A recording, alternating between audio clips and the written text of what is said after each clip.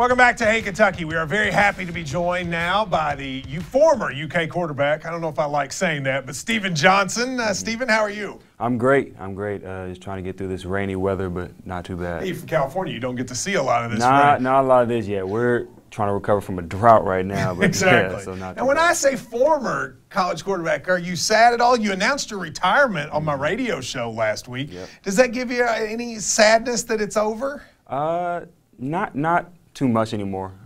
Maybe right when it was done, you know, kind of upset, kind of sad about it.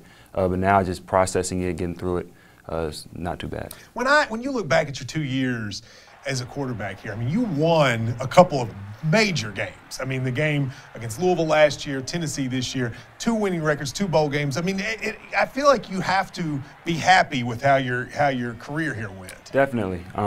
Just kind of seeing how Kentucky was before I got here, and then how we are now and going into next season with the guys that they have left and the guys that are coming in. Really happy with the momentum they've built up, we've built up, and just really excited to see what they've got going on. When you came here, I mean, you didn't know for certain you'd get to play, right? Like, what made you decide to actually take the plunge and make it to Lexington? I mean, as soon as I touched down here in Lexington, I just fell in love with it. I mean, being a California guy, that might sound a little weird, but I mean, as soon as I got here, I mean, just absolutely fell in love. And then the coaching staff, Coach Grant, Coach Henshaw, the one thing that they told me was I'll get the chance to compete. And that's really all I wanted to do. Even though I wasn't going to be the guaranteed starter, I just wanted to get a chance to compete wherever I was at. Let me take you to your first game. It's New Mexico State, I believe.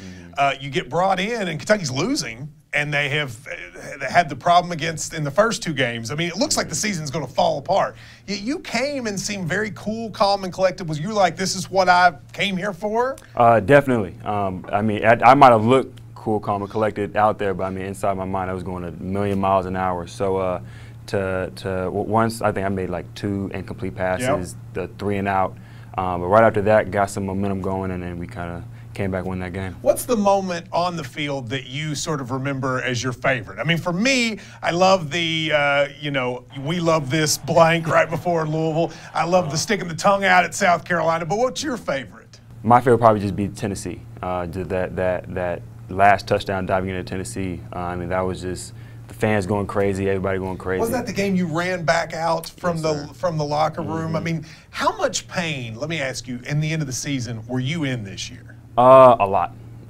I mean, just after or before or during every game, have to get a numbing or a cortisone shot into either a shoulder or a knee. But I mean, I was just going to keep fighting through it. Is that part of why you think you're kind of done with football now, or is just sort of being tired of those injuries and being in pain? Yeah, that has a lot to do with it. My drive for football to continue has kind of just gone away completely, which is kind of weird for me to say. But definitely the injuries I've taken, the toll my body has taken, definitely is a part of it. Your story has gotten a lot of attention, but I think the work you've done, we were talking earlier, you and I, about with a young kid who deals with Tourette's, which you had to deal with growing up.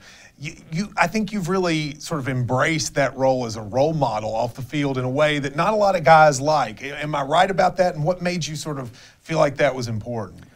Just the way I was raised, the way my parents raised me. I never really intended for that story to get out. It just came out one day when we kind of had the media there after practice. But once it got out, I had a real long sit down with my parents, talked to them on the phone, and just they kind of told me to go with it. My story needs to be heard, and it could really impact a lot of people. Is that something you want to keep doing? I mean, I think you said on the show that you wanted to be in administration and the like, but is that something you want to keep doing, is sort of having that impact with working with younger people? Definitely. Especially the bond I've built with Sam. The young kid you mentioned, I mean, that he's, as much as I've given to him, he's given to me. So just that bond I've made with him, the connections I've made, to be able to tell my story to different people, really makes me happy and something I want to keep on doing. I'll finish with this. Your love of Lexington, obviously, you're staying here. I mean, you're from California where the weather's great. We just had a massive snowstorm last week, ice everywhere. You want to stay. Why do you want to stay? I love it here. I've got my girlfriend here, so I mean that's a part of it. That's exactly. Yeah. Is that it? Well, I mean, she graduates in May. Okay. She goes to UK. She graduates in May. So having her here definitely helps that out to stay in Lexington. But just the bond I've made with a lot of people, just the connections I have here, really play a big part. Well, if you stay, we'd like to have you sort of do some work helping us cover the team next year if you're around. So Absolutely. I'd love to Absolutely. get your opinion. Thank you very much, Stephen. And let Thank me you. say, as a fan, I appreciate all you did on and thank off the field. You're a great role model.